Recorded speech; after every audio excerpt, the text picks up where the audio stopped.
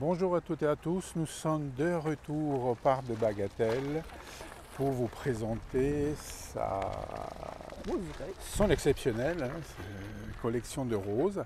Avec nous, pour nous en parler, chef jardinier au parc de Bagatelle, Eric Benoît. Bonjour Eric. Bonjour. Merci de nous accueillir. C'est toujours un grand plaisir. Donc, bienvenue à Bagatelle. On a, pour le jour, on a prévu le soleil. Donc, et le chapeau qui va avec. Le chapeau avec parce que j'ai peu de cheveux, donc c'est peut-être sensible. Donc la roseraie, nous sommes dans le parc de Bagatelle, jardin historique. On est sur l'emplacement d'une ancienne carrière hippique. Donc pendant très longtemps, on avait là des entraînements pour les chevaux, les cavaliers. Et lors du rachat par la ville du parc de Bagatelle, donc Jean-Claude Nicolas Forestier, le paysagiste qui s'est occupé du parc, a décidé de créer, avec Jules Gravreau, le propriétaire de la roseraie de la Île-des-Roses, une roseraie sur cet emplacement. On était au départ sur une collection très thématique. Chaque plate-bande comportait une famille de roses, parce qu'à l'époque, on ne croisait pas, on n'hybridait pas les rosiers entre les différentes familles. Maintenant, tout a évolué et on est plus sur un côté décoratif, une association, avoir des couleurs, mais on maintient l'esprit du lieu avec des bordures et un dessin très régulier. Tout nous amène? Voilà. Donc ici, nous avons en périphérie des grands rosiers, ce qu'on appelle les arbustifs, donc qui sont là pour un peu cadrer. L'esprit du lieu, c'était d'avoir donc ces plates-bandes très régulières, des plateaux centraux très dégagés et un axe. Donc on va jusqu'à la lisière des arbres. On a juste avant une pergola qui est un premier niveau intermédiaire. Donc là, on va avoir les rosiers grimpants qui seront sur cette structure. Et auparavant, on aura des chaînes plus basses avec 3 niveaux pour avoir un dégradé. Sur les plateaux, on a cet espace très dégagé. On a des grandes colonnes, des rosiers grimpants. On va avancer pour voir, ce sera simple. Je te suis. Et on va vous présenter les différentes formes de rosiers. Donc on va avoir des rosiers pleureurs, donc assez hauts, avec au pied des rosiers miniatures pour avoir vraiment 2 niveaux de végétation très différents. Plus on va s'éloigner, moins on aura de formes.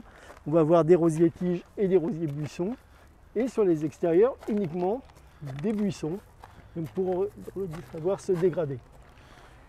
Ici, on est sur l'entrée de la roseraie. Et donc, on a un concours, puisque depuis 1907, le parc de Bagatelle accueille un concours international de roses nouvelles. D'accord, ça fait plus de 100 ans donc. Voilà, des roses nouvelles, donc puisque au jour de la mise au concours, elles ne sont pas au commerce. D'accord, donc ce sont des créations Ce botaniques. sont des créations.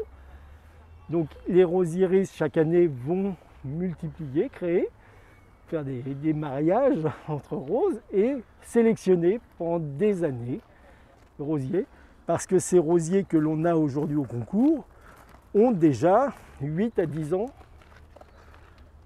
d'ancienneté. D'accord, donc il faut 10 ans pour que les fleurs puissent être d'une qualité. Non, c'est surtout qu'on va avoir une sélection. Première année, on va avoir énormément de semis. Oui. On prend toujours sur l'exemple d'un rosieriste en Ile-de-France qui fait à peu près 35 000 semis par an. La première année, il va en garder 1500.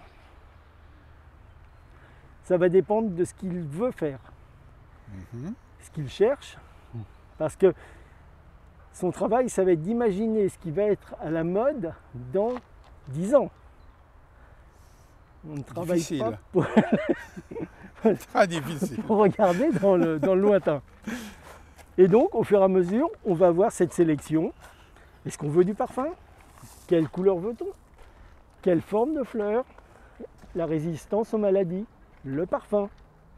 Et tous ces petits détails vont être sélectionnés au fil du temps.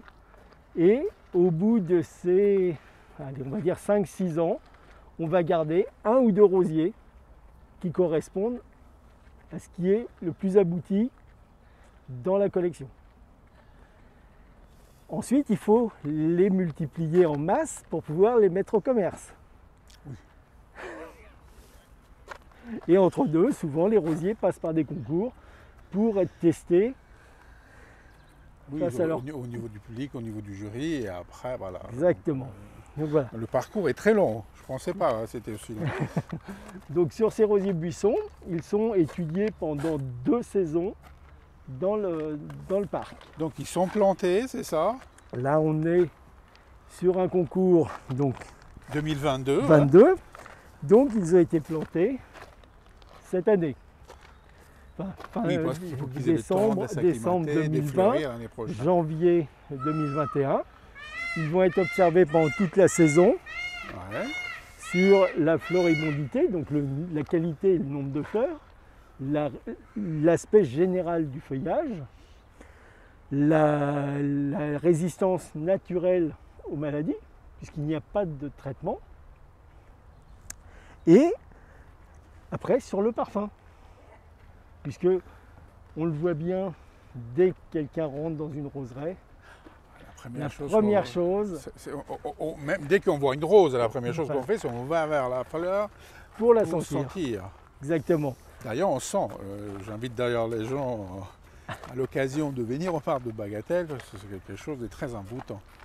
Voilà, donc là on a ce concours d'entrée et on a une deuxième zone qui est la partie centrale, donc qui a été plantée en 2019-2020 pour être jugée cette année. D'accord, donc ça c'est l'antichambre du concours. Exactement. Et en parallèle, on a donc toutes les autres plates-bandes qui sont ce que l'on appelle le fond permanent. Combien de roses? Combien de... Question un peu... Il y a à peu près, je dirais, enfin sur les différentes roseries du parc, on est à peu près à 800-900 variétés. 900 variétés. Et il doit y avoir à peu près 8 à 9 000 rosiers dans le parc. Voilà, oui, c'est plutôt les variétés. Donc Voilà. 900 variétés de roses à Bagatelle, l'une des plus grosses collections. Voilà. Peut-être en France? Je m'avance. Oui, il y a Lyon qui est également très bien représenté. Donc, on n'est pas concurrents. Non, jamais, jamais. Les jardins botaniques ne sont jamais en concurrence. Voilà. D'ailleurs, je crois qu'il y a un réseau où vous échangez, Exactement. vous visites de graines. Et puis on travaille souvent ensemble sur les techniques, sur les façons d'améliorer les choses. Et éventuellement aussi voilà, pour combattre des maladies. Donc voilà. Comment ça se passe le concours? Le concours est ouvert à tout le monde? C'est un concours pour les experts? Le concours est un petit peu... c'est observé par une commission permanente. Cette commission permanente, ce sont des gens de différents horizons. Des journalistes, la presse horticole souvent, ça peut être des techniciens du monde de la rose, parce qu'il faut un œil professionnel, mais on essaye d'ouvrir en ayant des paysagistes, en ayant des gens de la distribution, des parfumeurs qui vont amener d'autres regards sur la rose. Parce que si on le fait entre techniciens, on aura peut-être le rosier le plus parfait, mais qui n'intéresse personne. Oui, parce qu'il a un but esthétique, mais aussi un but commercial quelque part. Exactement. Donc on a envie d'embellir les jardins, on a envie qu'aussi les gens puissent en profiter chez eux de ces belles roses, dans ces jardins. Et c'est un peu l'esprit de ce qui a été fait à Bagatelle, où cette roseraie classique, oui, très presque le nôtre comme aménagement, a été contrebalancé par d'autres aménagements. Il y a toujours, venant de la création du parc, le mur du présentateur où on a des rosiers grimpants associés à des clématites. Et on va avoir donc la roseraie de paysage, qui est un aménagement beaucoup plus récent, donc 1983-1986. Relativement récent quand même. Voilà, où là, les rosiers sont cultivés totalement, de manière totalement différente. Donc, depuis le départ, ce qui n'était pas le cas ici à l'époque, il n'y avait plus de traitement sur la roseraie, une taille à minima, c'était ce qu'on appelait les rosiers de paysage, c'est un peu ce que l'on voyait sur les talus d'autoroute. Donc on n'avait pas le temps de passer dedans, donc il fallait des rosiers qui soient capables de se développer et de pousser naturellement. Donc on peut avoir les mêmes rosiers travaillés de deux manières dans le parc. Ici, on va avoir des rosiers taillés assez courts pour garder ces volumes et ces différences entre les différents niveaux. Très esthétique d'ailleurs. Et parallèlement, on va avoir des rosiers donc, au paysage qui vont être en liberté. Sauvage, Ouais. si on peut le définir ainsi. Et donc le même rosier aura un aspect totalement différent. Ah, malheureusement, il n'y aura pas le parfum dans le... Non, nous on l'a et franchement c'est très agréable. Mais il faut venir voir ici en direct. C'est le moment là où on va être sur la pleine période. de- Voilà, jusqu'à quand c'est la période des roses? Là on va voir. Alors, on est un peu en retard cette année. Ah, il a plu, il a fait froid. On a eu une saison un peu compliquée. On a en gros 3 semaines de retard. Ah oui quand même. Oui. Ok, donc, On a eu une première végétation qui a été un petit peu annulée par des coups de gel, des gels tardifs. est-ce Donc, que- ce qui fait qu'on a été obligé de retailler un petit peu voilà, donc on a et dû- on freine la végétation. Ouais. Donc, Ça, derrière- on avait prévu large revenir en fin mai. Et là, maintenant, on va avoir la roseraie en fleurs, en pleine floraison, jusque début juillet.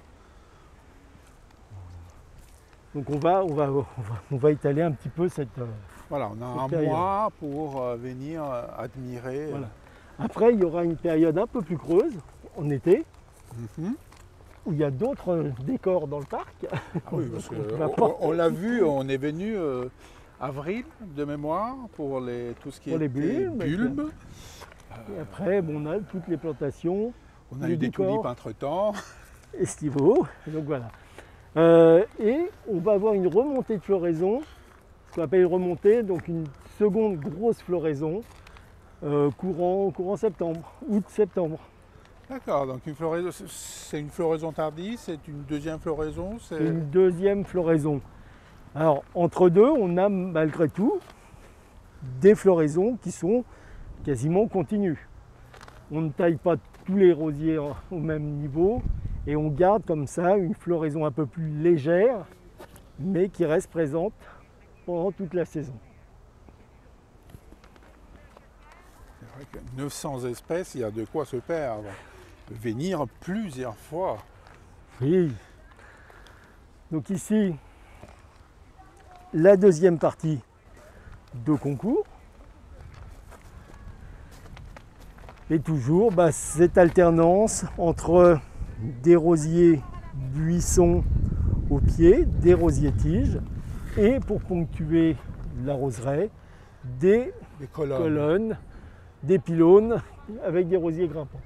Heureusement pour moi, les rosiers bas ne sont pas beaucoup en fleurs, donc je ne vais pas me pencher beaucoup aujourd'hui pour les voir. Donc là, on va continuer. On a en tout, on a à peu près 60 plates-bandes différentes. 60. Pas tout à fait, mais c'est aménagement, puisqu'on a rassemblé des plates-bandes, donc on va garder la numérotation. Et plus on va aller vers le fond, la projection, on va aller sur cette partie qui est un peu plus encadrée. Alors on voit aussi dans la roseraie les évolutions, parce que pendant très longtemps, le standard dans la rose, c'était une grosse fleur très double, très pleine, turbinée. Et Classique. maintenant, on va vers des floraisons avec des fleurs comme- beaucoup plus simples. Voilà, une rangée de pétales, On des dirait presque étamines. pas de rose, hein, les voyants après. nés sur des églantines. Il y en a pour tous les goûts. Alors on va avoir une très grande gamme de coloris. Alors, est-ce que les aménagements des parterres ont été faits par rapport à la couleur des roses? Alors on essaye d'avoir, mais souvent, en fin de saison, on est un petit peu bloqué, donc il y a parfois des dissonances. Mais en fin de compte, les gens apprécient énormément. Bah oui, non, ça, Voilà, on a sur des coloris, et les gammes sont travaillées, on a des choses un petit peu étranges, comme ces nuances qui hésitent vers qui essayent de tendre vers le bleu, puisque le bleu est la couleur mythique manquant sur, sur les rosiers. les vrais rosiers. Les vrais rosiers. C'est vrai que ce violet presque intense, on dirait presque des iris en termes de couleur, hein, bien sûr. Mais ça, à mon goût, c'est un côté un petit peu artificiel. Mais tout est naturel, Oui. on tient à le signaler. Oui, mais Oui, l'aspect... pour en arriver là, c'est évidemment, il y a eu un Visuellement, gros travail voilà. de... Et ça, ce sont typiquement des coloris qui méritent un ciel plus gris. Gris Oui, parce que là, la couleur est complètement écrasée par le soleil. Absolument. Et si on est sur un ciel voilé, sur un ciel beaucoup plus sombre, on va avoir ce violet qui sera beaucoup plus lumineux. Comme quoi, il n'y a pas de météo pour venir avoir des roses. Non, mais même sous la pluie, c'est très beau, parce qu'elles seront complètement irisées par les gouttelettes d'eau. Encore mieux si la pluie et le soleil est revenu. Voilà, c'est ça, c'est mon côté breton qui ressort. Pour les Bretons qui nous écoutent. Voilà, avec, donc on a vu tout à l'heure cette fleur très simple, et là on est sur des choses beaucoup plus pleines. Beaucoup plus... Voilà. On peut avoir des choses encore plus compliquées, ouais. plus denses, et qui formeront des quartiers. Voilà. Ce sont toutes ces qualités qu'on recherche lors du concours, lors de la création des nouveaux rosiers, j'imagine. Et c'est là qu'il est important d'avoir des regards complètement différents, des gens d'horizons différents. D'où ce mélange de journalistes, botaniques. Voilà. C'est également ce qui va se faire lors du concours, où on essaye d'avoir des gens de tout milieu pour avoir des regards croisés. Chacun verra ce qui l'interpelle le plus. Ça peut amener des discussions très soutenues dans les groupes. Est-ce qu'on peut venir assister à ce concours? Alors, malheureusement, le jour du concours, on privatise la roseraie, parce que c'est déjà très difficile à organiser.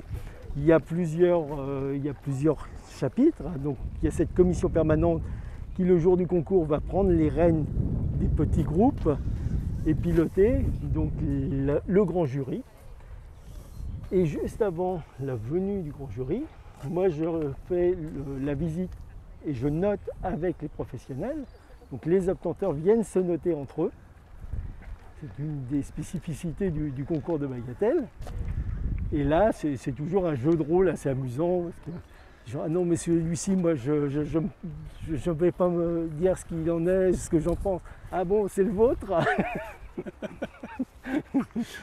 Ah non, bah, il n'est pas beau. Ah si, quand même, il a telle ou telle qualité. Ah oui, donc il y a un dialogue qui s'instaure entre mais c'est un vrai jury. échange, c'est un vrai échange. Mais c'est assez amusant. Voilà. Le reproche, ce qu'on nous a fait pendant très longtemps, c'est de privatiser la roseraie pour ce jour-là. Et en parallèle, on a pris la décision d'organiser un week-end de la rose, qui aura lieu le week-end prochain, avec de nombreuses animations, de la vente, des stands de conseils, des stands d'éducation, des écoles qui viennent présenter leur travail. Voilà ici une spécificité, un rosier avec le feuillage panaché. C'est une caractéristique, donc ce n'est pas une maladie. Voilà, là il a été sélectionné pour ça. Ces feuilles, ouais, parce que la rose est assez classique, rouge. Voilà, c'est rouge. Je parlais des quartiers, voilà, on a cette partie un petit peu. Presque 2 quartiers dans l'histoire. Oui. Mais ce qui a fait la différence, et d'ailleurs je vois une petite coccinelle, ce qui a fait la différence par rapport à la sélection de ce rosier, ça a été les feuilles. Alors, on a ici naturellement dans le bois des auxiliaires bien les coccinelles, les éphémères, parce que, on le voit, on a des colonies de pucerons qui arrivent, voilà, elles viennent se nourrir, et les coccinelles viennent, elles, se nourrir. Les larves de coccinelles. Nous rappelons au passage que la coccinelle, c'est un auxiliaire pour la lutte contre les nuisibles. Je vous invite à regarder sur notre chaîne Paris Nature un live qu'on a tourné au Cerf d'Auteuil, qui ne sont pas très loin d'ici, sur effectivement cette lutte biologique, dont la coccinelle et d'autres méthodes pour sauvegarder les plantes et les fleurs. Alors ici, depuis très longtemps, il n'y a plus de traitement insecticide pour différentes raisons, notamment tous les bassins que l'on a dans le parc sont reliés les uns aux autres et vont alimenter les étangs du bois qui abritent des clubs de pêche. Ce qu'on appelle les trames bleues. Voilà. Donc lorsqu'il y avait un traitement quelque part, malheureusement les poissons nageient moins. Tout est connecté. Ouais. Donc ça fait déjà maintenant plus de 20 ans qu'il n'y a plus de traitement insecticide sur Bagatelle. Et depuis maintenant 12 ans, il n'y a plus de désherbant. Et les derniers traitements qui ont été maintenus, ça a été des traitements contre les champignons, des fongicides, dans la roseraie uniquement. D'accord, parce qu'il n'y avait pas d'autre alternative. On est sur une concentration. Depuis, on essaye d'autres techniques, d'autres méthodes, avec des bicarbonates, avec des éléments chimiques, encore du soufre, qui reste encore autorisé. Soufre qui est quand même quelque chose qu'on qui trouve dans la nature. Qui est autorisé. Donc, le soufre, c'est un élément naturel. L'idée, c'est quand même de traiter à minima. Parce que il faut. On sait très bien que le grand public ne va pas passer son temps avec son pulvérisateur. Donc, il faut que les rosiers soient vraiment testés et ça va obliger les obtenteurs à travailler la résistance naturelle des rosiers. Qui est un autre facteur de choix pour le concours. Exactement, cette résistance naturelle. Donc voilà, là encore un rosier un petit peu... Après, là, ça c'est vraiment la fleur. Ce type de fleur, ça va faire débat. Parce qu'il y a des gens qui adorent, il y a des gens qui détestent. Oui, parce qu'il y a ce côté un peu artificiel, c'est ça? Tout à fait. L'amant de la rose classique qu'on voit juste en face. Voilà. C'est pareil, ces coloris qui disparaissent un petit peu, c'est un peu connoté. Ça a été très développé dans les années 70-80. Et maintenant, on est venu sur d'autres coloris qui n'étaient pas du tout, les abricots, les pêches qui n'étaient pas du tout travaillés à cette époque-là. Quel est le coloris qui marche en ce moment? Ce qui marche en ce moment, c'est souvent... que tu vois apparaître dans les concours. Ce qui marche énormément, et ce qui est lancé par la mode, c'est ces rosiers avec un petit cœur plus sombre. Donc des pétales très sombres. On va en voir un petit peu. On y va. Ici c'est pareil, ça c'est le parfum qui... Malheureusement les seules fleurs qui y restent sont tout en haut.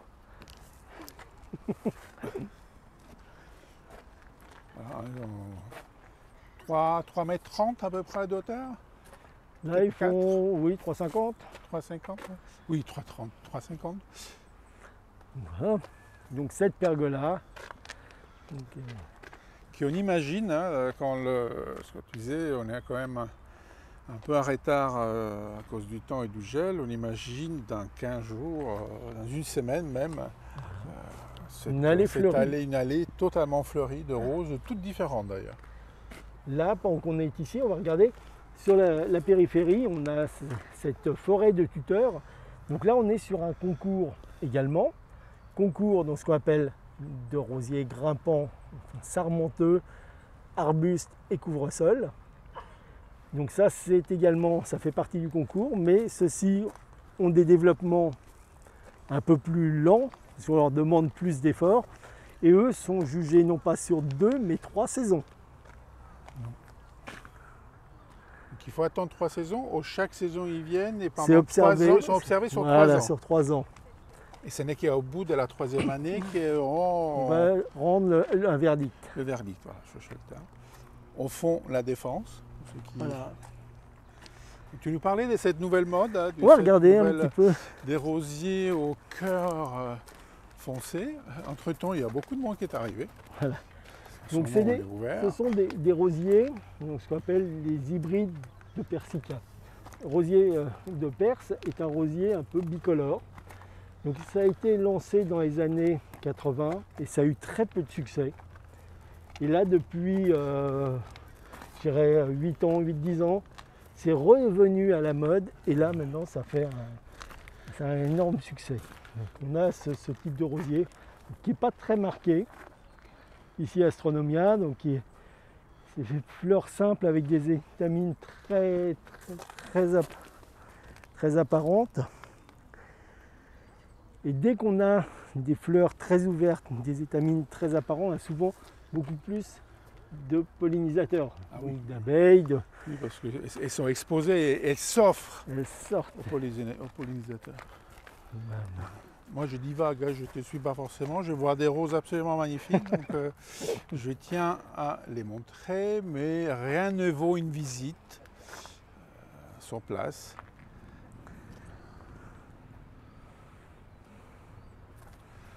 Rappelons, nous sommes au parc de Bagatelle, qui est dans le bois de Boulogne, à Paris. Voilà. Là on a déjà un type mais qui n'est pas encore ouvert malheureusement. Il faudra revenir.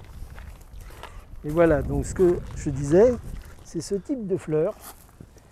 Donc un peu comme les cystes que l'on peut voir au jardin méditerranéen, donc avec un coloris très clair en périphérie et une macule, une petite tache vers le centre. Voilà, plus jeune. Oui, donc elle s'éclaircit avec le temps. Voilà, elle s'ouvre, les boutons sont très foncés, très colorés, presque rouges. Et en s'ouvrant et en passant, la fleur va s'éclaircir, blanchir. Jusqu'à donner ce cœur très foncé, Voilà. avec des pétales beaucoup plus clairs. Donc on voit à peu près chaque rosier du parc dans la collection permanente porte un nom. Nom de qui est baptême. très bien indiqué. On essaye. Par Donc des... on a un étiquetage sur tous les rosiers. Je Donc, vois qu'il y a une année qui est marquée dessus. alors on a, je vais faire un petit peu le détail. Voilà. Décryptant les... On va le la sortir, signalétique. on va se c'est- redresser. C'est très aimable. Donc on a ici le genre rosa hybride, Peace and Love. Donc c'est ce qu'on appelle le nom commercial. Mais pour les professionnels, c'est souvent plus suivi par cette dénomination variétale.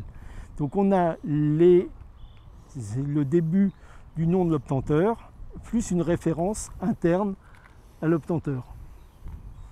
On a une catégorie, on a l'obtenteur, le pays et l'année d'obtention. Qu'est-ce que tu entends pour année d'obtention? L'année, donc c'est l'année, on appelle l'année d'obtention, mais c'est plus généralement l'année de mise au commerce. Parce que ce rosier qui a été mis au commerce en 2006 a peut-être été obtenu en 95, en 90. Ils peuvent très bien garder en réserve un rosier parce que la concurrence a le même rosier. Ou bien ça ne correspond pas à l'esprit, l'esthétique du moment. Oui, j'imagine qu'il y a des sondages. Non, c'est l'année de commercialisation de la rose. Exactement. Donc voilà, ici on est donc sur la partie, donc on va arriver vers le fond et on gagne en niveau. Donc on a ce Oui, qu'on appelle. effectivement, voilà, on est parti, on va essayer de remontrer.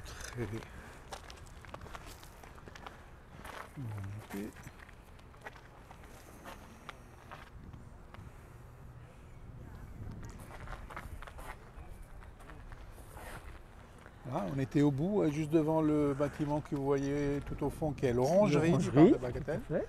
qu'on visitera plus tard l'hiver, Exactement. quand tous les agrumes et les palmiers ils seront abrités. Et là, effectivement, on monte de niveau, on monte... Donc, on va commencer par ce que l'on appelle les chênes basses. Donc voilà, c'est parti, donc avec des rosiers qui étaient soi-disant des grimpants, mais avec des faibles développements. Et on va gagner en végétation à chaque niveau pour avoir des rosiers de plus en plus poussants. En allant jusqu'à l'extrême, si vous voyez dans le fond sur l'if qui est là, on a un seul rosier. On est à 5 mètres là. C'est la Mortela. Et donc c'est un rosier grimpant qui a un très très très fort développement.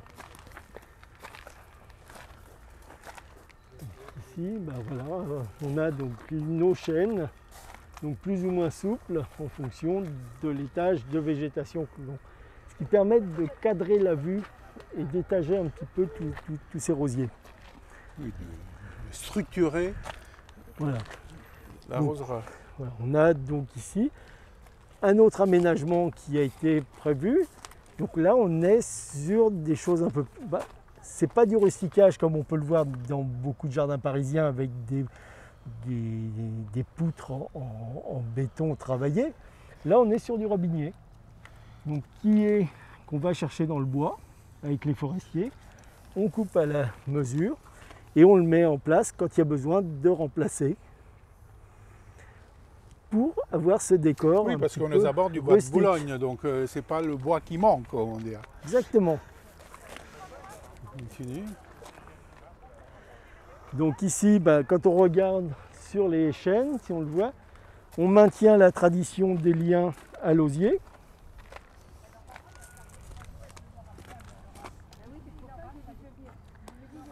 Ah oui, tout est naturel, tout est... Oui.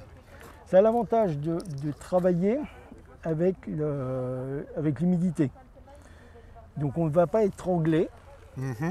Et si le rosier se développe en cours d'année, on va le refaire régulièrement.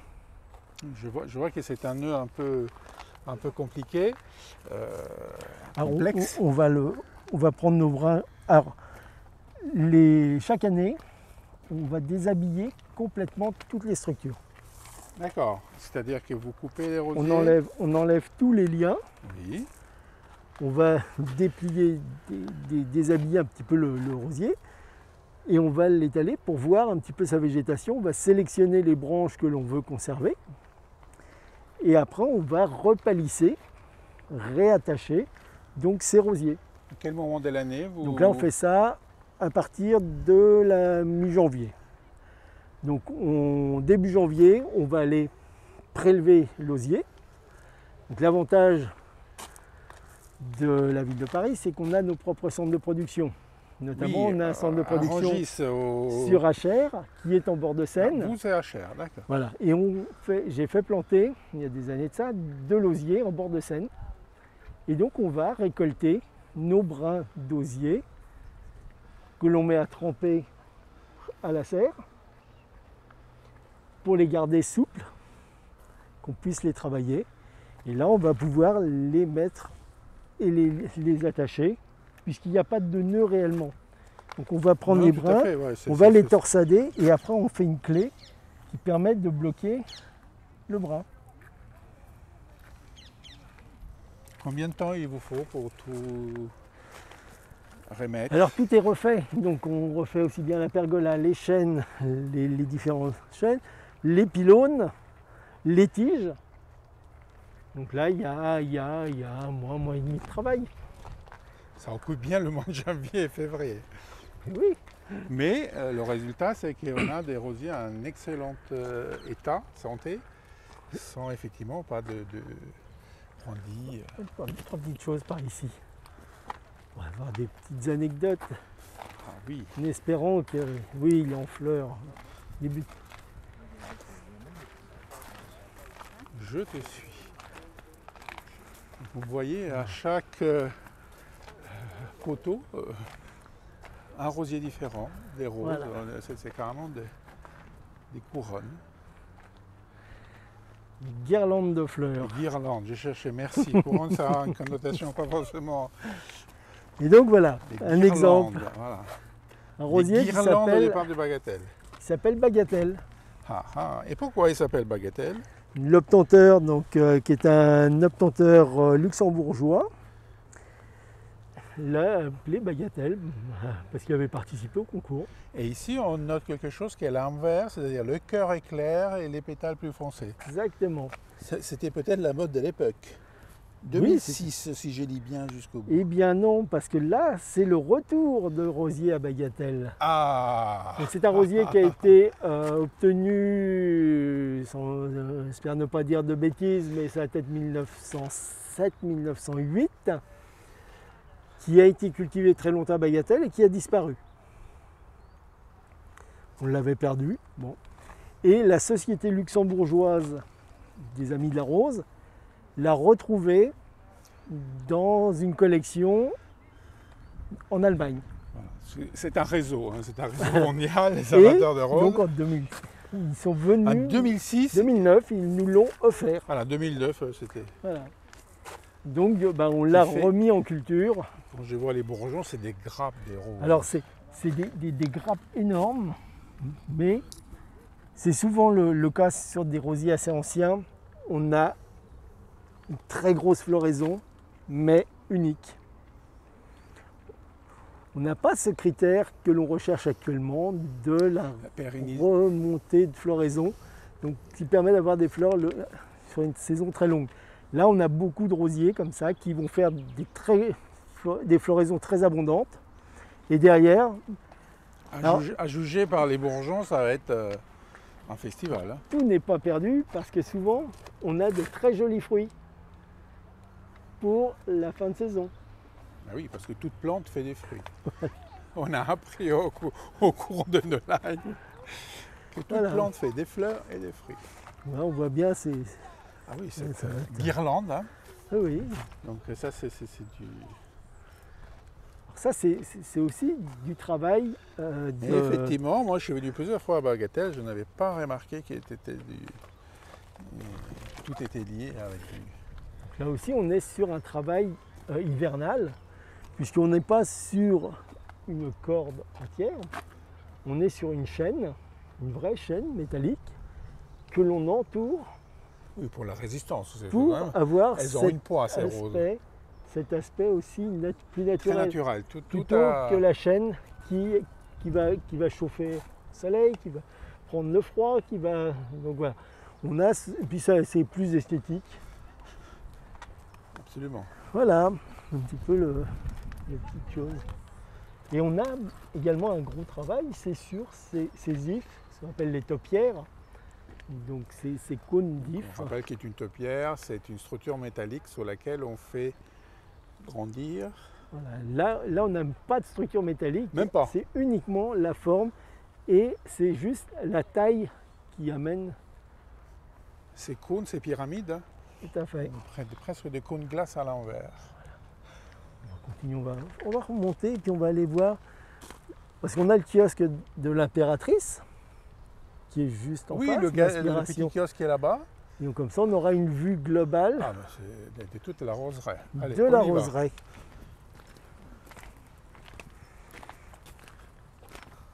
Là, ici, on a donc dans les arbres des rosiers, ce qu'on appelle des rosiers lianes, donc qui ont des très forts développements et donc qui vont pouvoir monter jusqu'à des 7-8 mètres. Et ce sont malheureusement souvent des rosiers à floraison unique. On parlait tout à l'heure donc de ce rosier, donc la Mortola, voilà, qu'on voit un petit peu mieux d'ici, donc qui commence à fleurir tout en haut. C'est pas celui que je montre à ce moment, mais il est tellement magnifique que je me suis arrêté.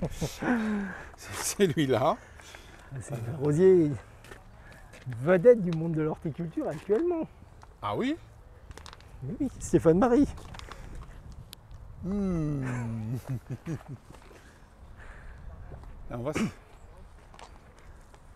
Donc voilà, ici vous avez un peu une impression de comment ce que ça va être cette pergola avec des rosiers des différentes espèces.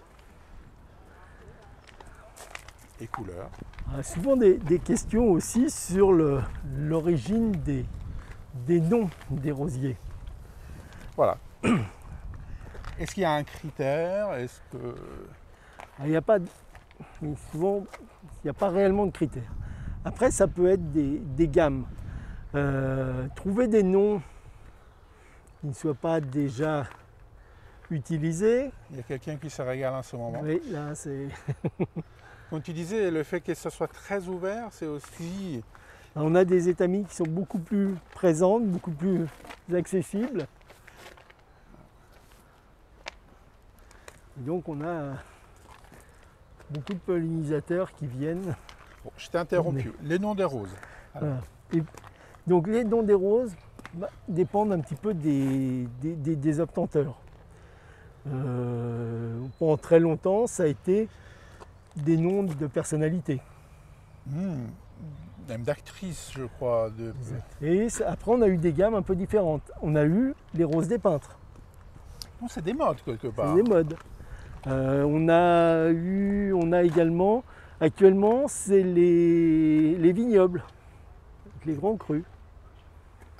Quel est le lien entre des roses et des vignobles? Le parfum.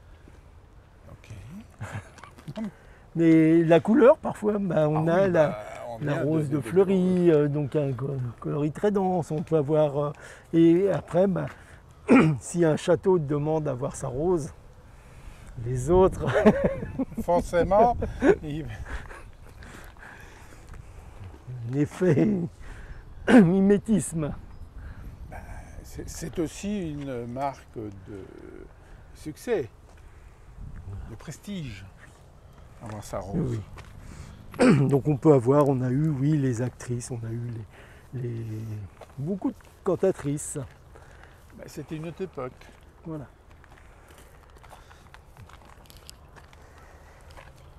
Et une des choses donc, qui a du mal à passer dans les noms de variétés, c'est la politique.